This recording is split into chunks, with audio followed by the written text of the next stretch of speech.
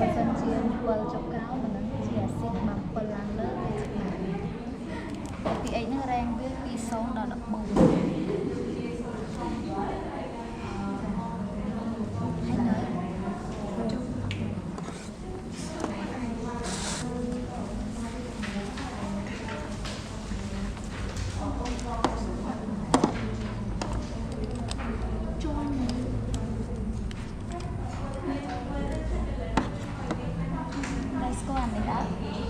នៅចិត្តញ៉ាំមក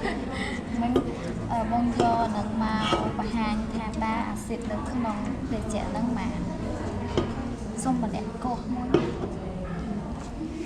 កោះ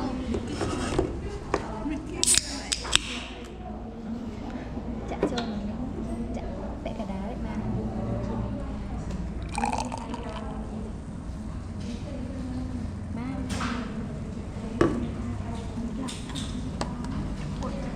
អានេះគេហៅថាម៉ាស៊ីន VA អញ្ចឹងយើងគ្រាន់តែ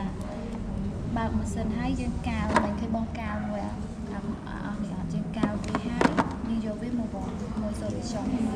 ឬក៏ចំណីអាហារប៉ុន្តែម៉ាស៊ីនហ្នឹងគេប្រើបានសម្រាប់តែអាហាររាវអាហាររឹងអាហារអីប្រើឃើញខ្ញុំចាំអញ្ចឹងយើងគ្រាន់តែលក់វាចូលណាហើយតិចទៀតម៉ាស៊ីន VA ណៃថាតែមួយហ្នឹងម៉ាស៊ីនវាមក